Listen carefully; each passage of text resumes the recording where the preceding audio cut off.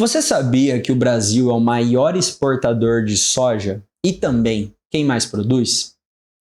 Mas que mesmo diante desse cenário, nós continuamos dependendo completamente da China. Bom dia, boa tarde e boa noite. Estamos aqui hoje para falar sobre soja, geopolítica e por que o Brasil manda no grão mais estratégico do mundo, mas ainda assim depende principalmente da China. Esse vídeo de hoje visa abordar toda essa cadeia de consumo internacional, como esse ativo de proteína virou um grande foco das exportações e principalmente, fazendo um comentário bem breve, é para a gente poder alimentar e usar de ração para exportação de carne bovina. Tá? A maior concentração dessas exportações ocorre para a China porque a China tem uma grande concentração de produção de bovinos e de suínos. E para estar alimentando toda essa cadeia, precisa de proteína não animal. A proteína de não animal mais utilizada é a soja, e a soja de quem mais produz é a soja brasileira. Temos um recorde semanal de uma trégua entre Estados Unidos e China, porque o maior competidor do Brasil, o maior concorrente nosso, da nossa soja, é a soja americana. Olha lá o laranjão, o Trump de novo, botando a cara querendo o nosso. Pois é, ele quer o nosso o quê? O nosso comprador. Quem mais compra a nossa soja que é a China. E eles estavam de biquinho um com o outro, o Xi Jinping e o Trump. E não estava um comprando a soja do outro. O Xi Jinping não estava comprando a soja do Trump. O Trump não estava vendendo a soja para o Xi Jinping. Isso começou a prejudicar o comércio interno nos Estados Unidos. Por isso teve a trégua de Trump. Teve a trégua, né, Pedro? Teve a trégua dos Estados Unidos com a China, porque a China precisava de mais soja que não a do Brasil, e os Estados Unidos precisava vender a soja que estava sobrando lá dentro, que estava causando uma inflação dentro dos Estados Unidos.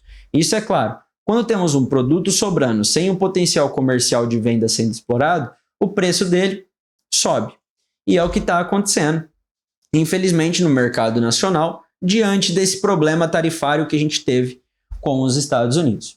Bom, feitas essas considerações iniciais, eu gostaria de te dar um bom dia, uma boa tarde e uma boa noite, dizer que eu sou o Pedro Rocha, o Rocha da Rocha Mazo, e que você está no nosso quadro, o Campo Internacional, que visa trazer o que há de mais relevante no mundo internacional e que afeta o agronegócio brasileiro. Aqui comigo, Pedro Avelino, que veio de mais um belo fim de semana. Fim de semana agora do dia 5 a 7 você teve aproveitando bem, né? Dizem que você agora tende a ir na terça-feira que vem, no dia 8, dia 9, você tende a ir para a praia, né, Pedro? Aproveitar o nosso litoral aqui de São Paulo. O Pedro, como vem de uma família multimilionária aqui do agronegócio, ele tem um apartamento na praia. Nesse fim de ano vai ele, o Neymar, todos os amigos ali da Baixada Santista vão para um mesmo condomínio. Bom, gente, passadas essas brincadeiras, dizer que eu tô aqui com o Pedro e que esse é mais um episódio que vamos abordar soja, mundo e agronegócio brasileiro. Pode passar. Sabe o que é o OPEP? Você lembra do presidente, ex-presidente, Jair Bolsonaro, falando que a soja pode ser a nova OPEP? Bom, OPEP da soja. Quando a OPEP mexe na produção de petróleo, OPEP é Organização de Produtores de Exploração de Petróleo, o mundo treme. No grão mais estratégico da alimentação global, a soja, quem manda é um trio: Brasil, Estados Unidos e China. Lembra que eu falei? Brasil bebam água. Advogado usa bastante a fala, né? Tem hora que eu devo ficar mais quieto para guardar mais voz. O Brasil é o maior produtor, Estados Unidos vem logo em seguida e é o nosso principal concorrente, e China é quem compra a soja de todo mundo por causa que ela precisa alimentar a sua grande produção de suíno e bovino. Então hoje a gente vai mostrar o porquê que o Brasil é o principal fornecedor dessa OPEP da soja, para onde vai a nossa produção e como o clima, a guerra comercial e decisões da China podem mexer direto no bolso do produtor brasileiro. Lembra que eu falei? A gente controla esse mercado e é o maior produtor, mas dependemos do Xi Jinping. Pode passar.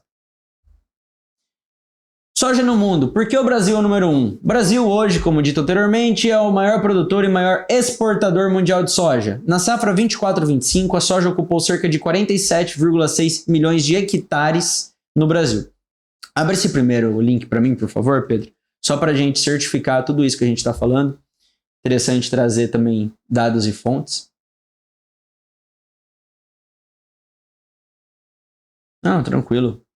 Sem pressa, até porque aqui no YouTube a galera tem paciência, eles pulam, eles passam 10, 20 segundos na frente, aí eles já têm o conteúdo mais rápido.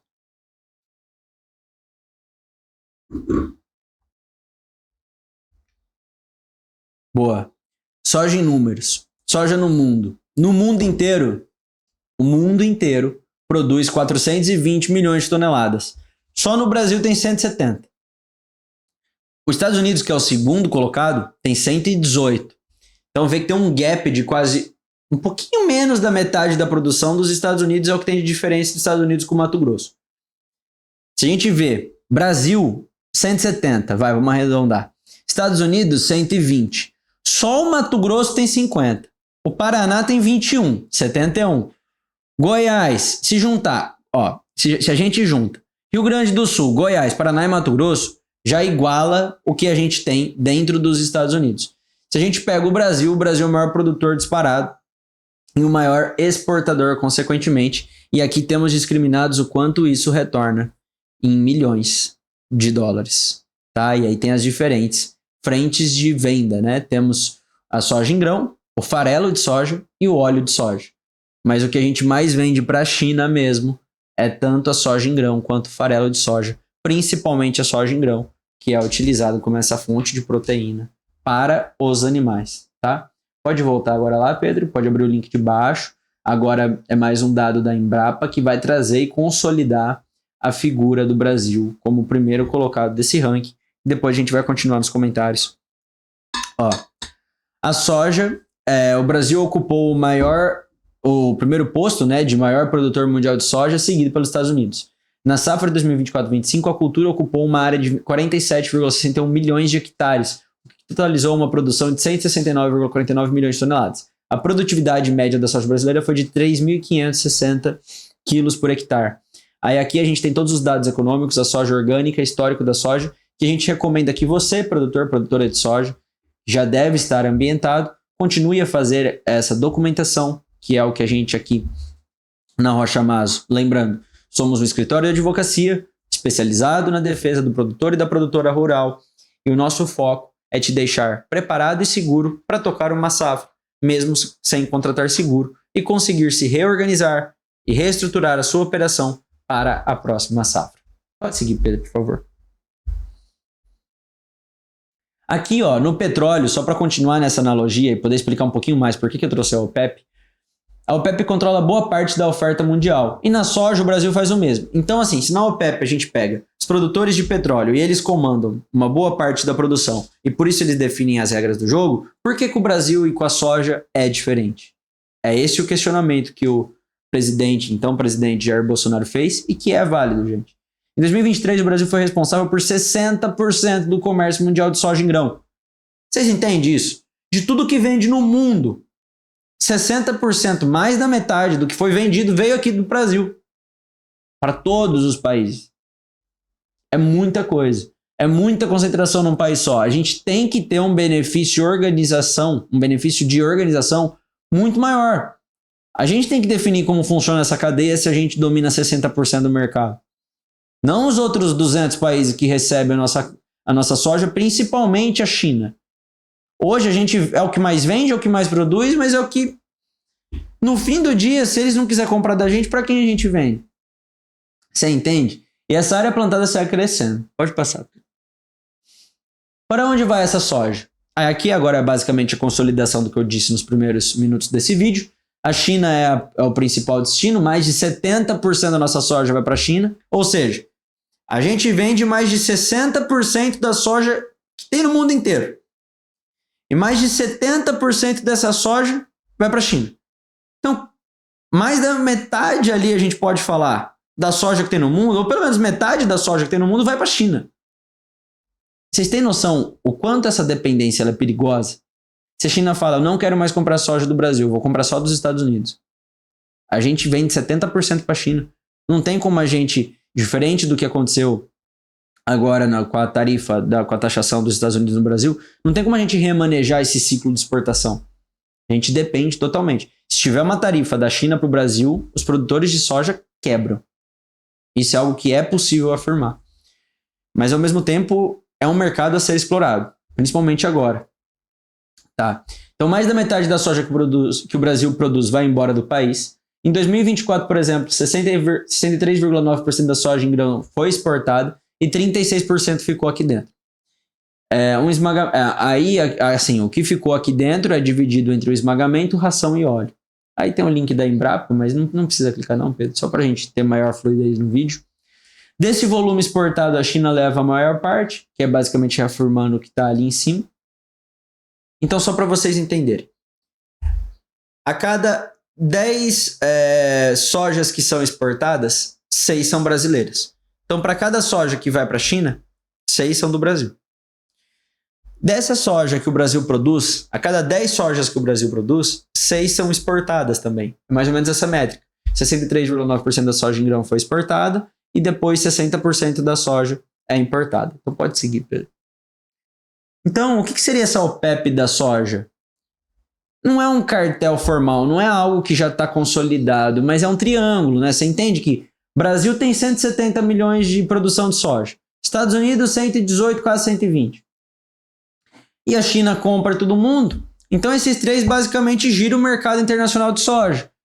Então é um mercado altamente concentrado, tem poucos players. É igual quando tem 3 postos de gasolina na mesma cidade e são do mesmo dono. O preço da gasolina vai ser o preço que o cara quiser. Você entende? Basicamente aqui na soja a gente tem uma situação similar. E como funciona essa OPEP? A China compra mais dos Estados Unidos de novembro até março, por causa que lá tem um clima diferente e favorece uma soja em períodos diferentes do ano. Colheita no hemisfério norte, questão do globo, né? Como funciona o nosso mundo.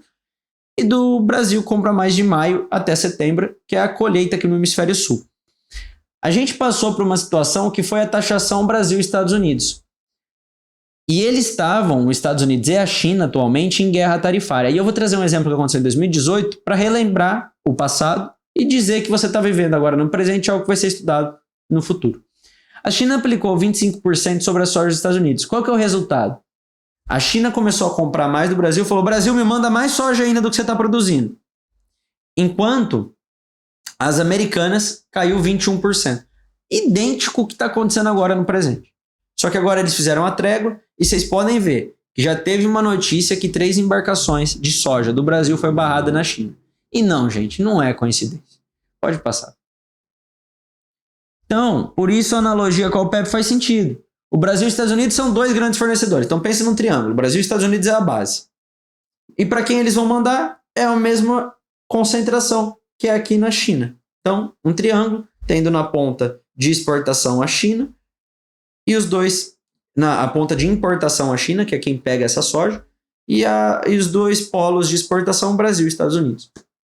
Então, qualquer tarifária, qualquer conflito entre Brasil, Estados Unidos e China vai mexer nessa relação. E a guerra que aconteceu comercial em 2018 é o melhor exemplo. E o outro exemplo muito claro é o que está acontecendo agora entre Brasil, Estados Unidos e China. Só que como é um exemplo mais recente, o de 2018 já teve um tempo maior de consolidação para a gente ver os números. Pode. Sabe?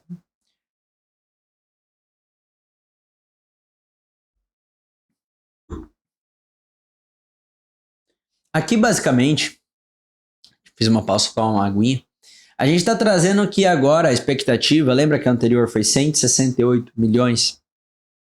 A gente vai aumentar em 10 milhões a toneladas de soja. É muita soja, gente. E aumentou mais 2% ali do que foi plantado de área. Então tem mais produtor comprando terra para plantar soja e tem mais soja consequencialmente sendo produzida. As exportações projetadas para o ano que vem, elas estão avaliadas em 112 milhões de toneladas. É muita tonelada, gente. 60 milhões fica aqui dentro. Então, assim, essa projeção é que o Brasil bata esse recorde histórico desse apanhado de produção de soja E mesmo com o clima atrapalhando o plantio, que a gente vai ver, tem uma notícia recente sobre isso, o cenário continua de safra muito grande, até porque é o que a gente viu ali do hemisfério sul e norte.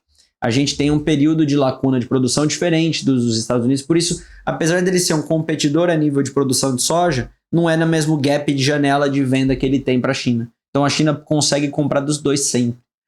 E essas projeções falam em 178 com quase 49 milhões plantados. Pode passar, Pedro.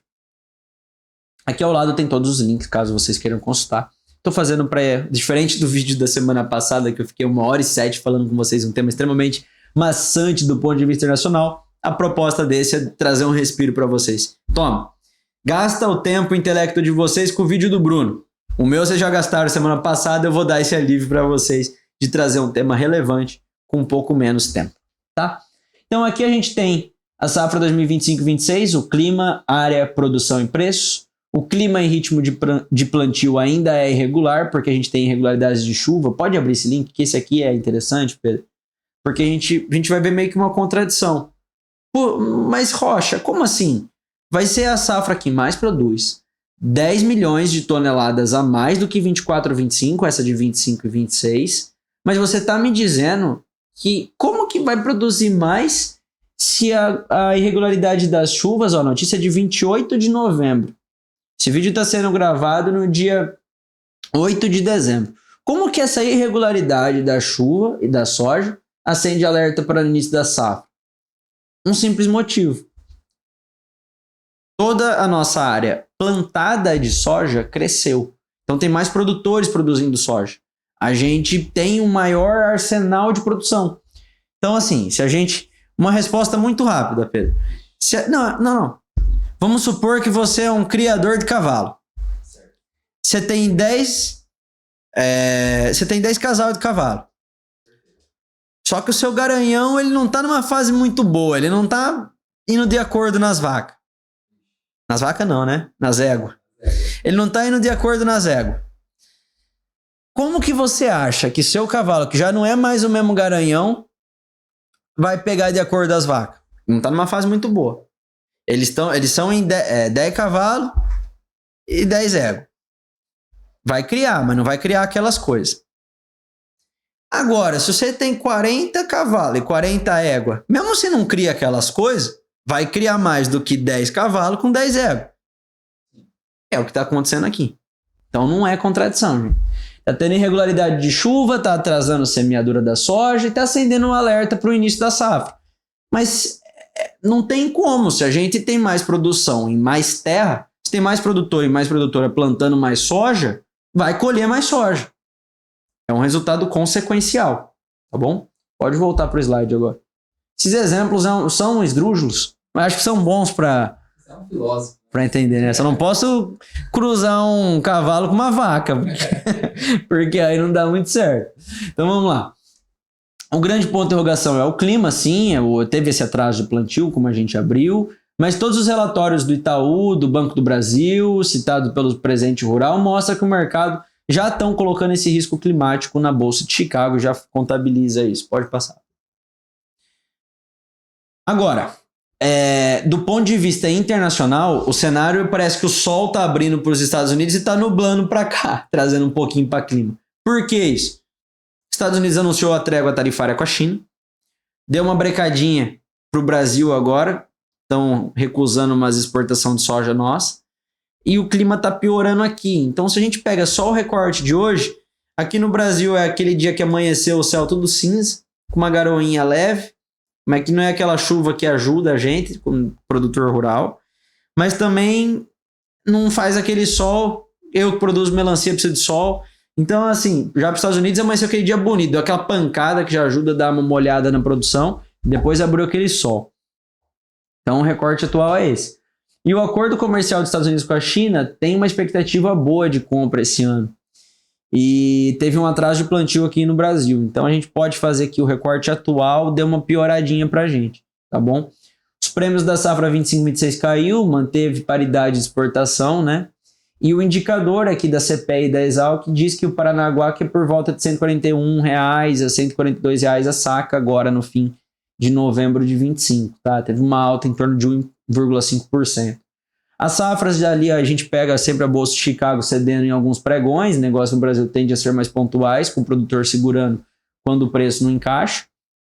Então a combinação é o seguinte, Chicago está reagindo ao acordo Estados Unidos-China que anunciou essa trégua e ao atraso do plantio no Brasil. Temos dois grandes produtores, Estados Unidos, Brasil. Brasil não está chovendo e atrasou o plantio. Os americanos, esfrega a mão. Estados Unidos fez um acordo com a China, vamos vender mais para a China. Eles estão esfregando mais a mão ainda, você entende? É basicamente isso o que a gente tem aqui de combinação. Então o momento não é muito bom, o céu está mais nublado para a gente, mais aberto para os americanos nesse recorte de hoje, agora no comecinho de dezembro. Pode passar. E aqui é o que eu estava trazendo. Ó. Abre o primeiro link.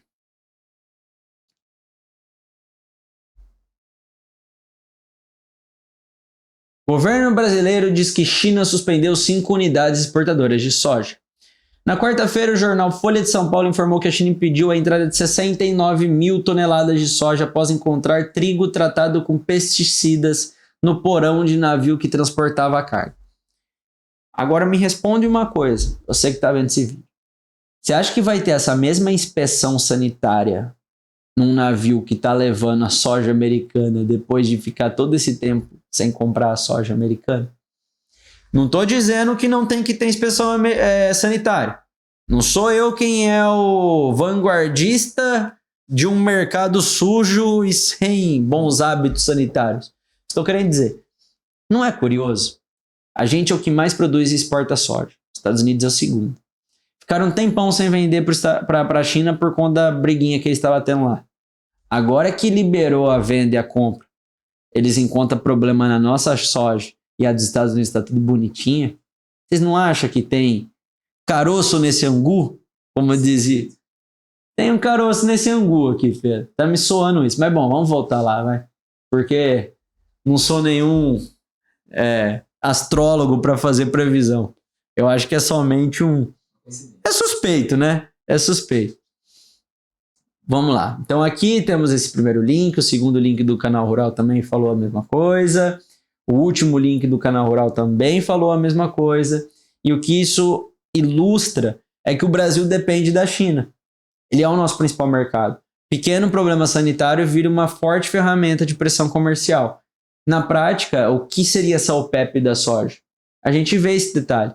Se a China barrar as exportações de ir para lá, o navio de aportar no porto, como que a gente vai continuar vendendo? Não tem nem como competir com os Estados Unidos. Eles viram primeiro, a gente segundo 2 dias e nosso produtor de soja quebra.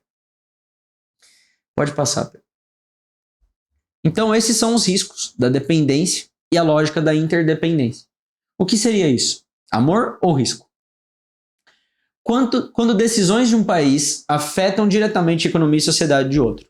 Isso é interdependência. As tarifas dos Estados Unidos para o Brasil é um elo de interdependência. Então, as tarifas que estavam mantidas no café diz que o café brasileiro é interdependente da economia americana. A soja brasileira da China, a mesma coisa. Então, a relação Brasil-China é fortemente interdependente e relativamente simétrica. A China precisa muito da nossa soja. Se todos os produtores falar, vamos parar de produzir soja, vamos produzir milho, a China quebra muito os produtores de bovino e suíno lá. Eles não vão ter ração para alimentar o porco e o boi, os bois vão morrer de fome, o porco vai morrer de fome. Ou vai quebrar financeiramente porque eles vão ter que comprar outra ração de origem mais cara. Olha, até me dá uma olhada. E o Brasil precisa dessa demanda chinesa para sustentar o superávit comercial e renda no campo. A gente precisa vender para eles, gente. Mas por que há uma assimetria? Tem uma colega que também estuda na USP, fez seu mestrado lá e hoje é doutora Flávia Gomide, e ela estudou basicamente isso, que o Brasil exporta commodities, né, soja e minério, e importa manufaturado chinês. Então a dissertação dela de mestrado, na qual ela defendeu até a dissertação, para ganhar o título de mestre ali na USP, de Relações Internacionais, trabalha exatamente essa ideia. A interdependência nem sempre é bonitinha e cooperativa, quando ela é assimétrica. Ela vira recurso de poder. E a gente tem interdependência de ambos os lados, mas ela é assimétrica. Ou seja, o Brasil acaba dependendo um pouquinho mais de China do que China de Brasil. Olha, Ainda bem que não era minha mulher, eu pude recusar a ligação e continuar o vídeo. No comércio Brasil e China, a soja ocupa um lugar central. Em certos anos, ela chega a representar mais de 40% do que o Brasil exporta para os chineses. Isso é ótimo quando o mercado está fluindo, mas é um risco se houver choque político, sanitário ou ambiental. Riscos de dependência e lógica da interdependência. Passo 2. Soja e geopolítica. O aviso da Embrapa. A Embrapa destaca que a cadeia de soja vive um momento de transição da geopolítica com mais da metade da produção brasileira indo para exportação. É o que a gente está batendo desde o começo. A gente produz para vender para fora. 30% fica aqui dentro para a gente usar. E se a gente produz para vender para fora, vende para fora para quem? 70% é a China. Então, a cada 10 soja vendida lá fora, 7 vai para a China. Então, isso joga o Brasil em segurança alimentar, nesses debates, mudança do clima e regra ambiental. Por que regra ambiental? Lembra aquele cara chato que falou de UDR e rastreabilidade? O cara chato que estava aqui falando na aula passada, daqueles ambientalistas que vieram na COP e falaram de rastreabilidade. Esse mesmo cara chato que estava falando disso vai falar de novo. Para a gente continuar vendendo soja para a China, a gente tem que entrar dentro das normas ambientais, sanitárias da China, senão não vai ter soja vendida para a China. Então, o empresário rural que exporta soja para a China, ele já está de acordo com essas regras e conformidades ambientais. Se você é um pequeno e médio produtor e quer exportar soja um dia, hoje você só vende no mercado interno, saiba que você vai ter que se adequar a essas regras ambientais e comerciais, seja da China, da União Europeia, enfim, de quem for. Pode passar. E o que tudo isso significa para o produtor brasileiro?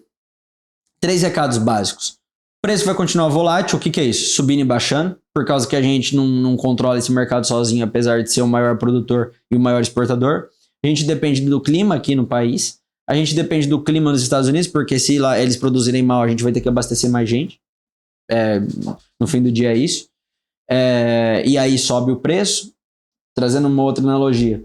Se eu forneço água, se eu vendo água para toda a população da minha cidade, e meu concorrente também vende. Se o meu concorrente quebra, só eu vendo água, o que vai acontecer com a água que eu vendo? Vai ficar mais caro, por causa que eu tenho menos água e não vou conseguir abastecer todo mundo e vai comprar quem conseguir comprar antes a minha água. Com a soja é a mesma coisa se acontecer isso com um concorrente direto.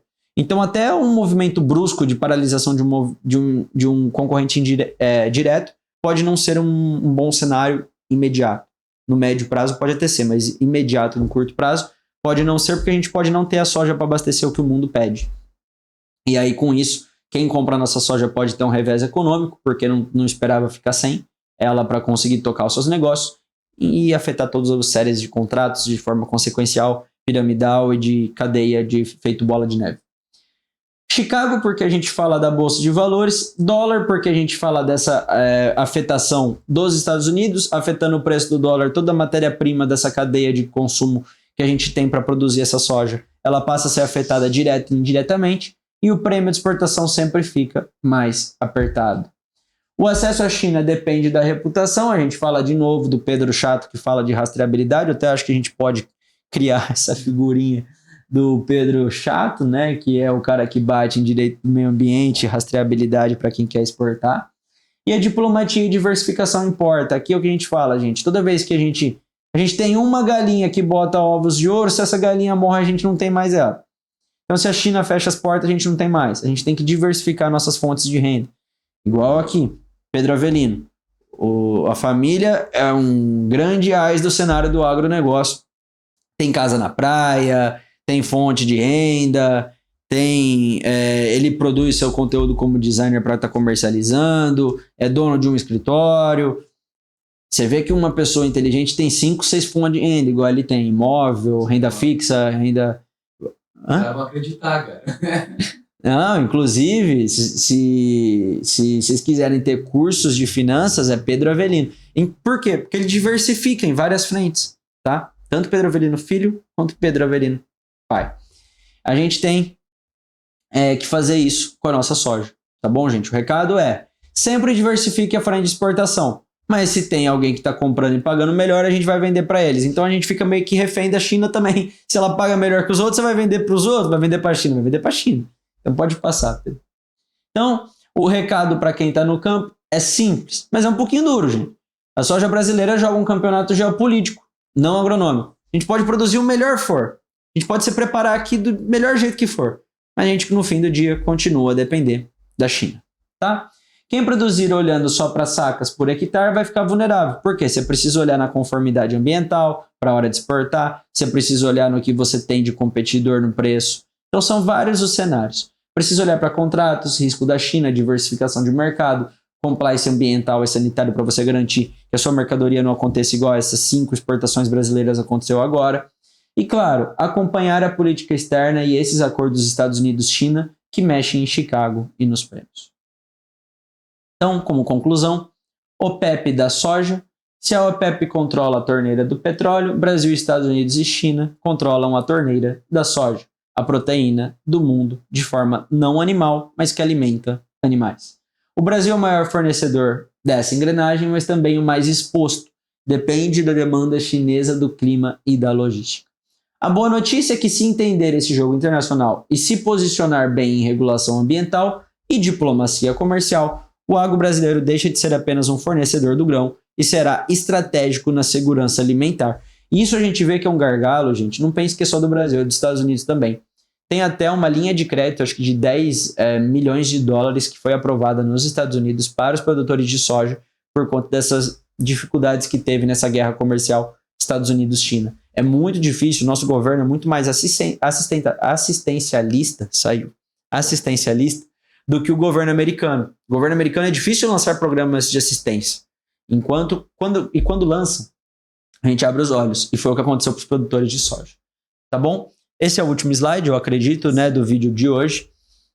Então o recado que a gente tinha para transmitir era esse, que a gente tem um bom cenário na soja, somos o maior produtor, o maior exportador, mas logisticamente, pelo fato de serem o maior comprador a nível mundial e comprarem 70% da soja que a gente exporta, nós dependemos da China, queira ou não queira. E para a gente conseguir continuar vendendo, temos que ter a nossa documentação fitossanitária em dia, temos que ter a documentação ambiental em dia. E isso vai de acordo com o que nós aqui na Rocha Maso pregamos para você, produtor, para você, produtora.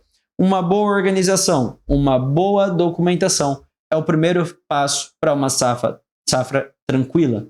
A boa documentação e a boa gestão é o primeiro passo para você conseguir ter uma safra segura sem contratar seguro.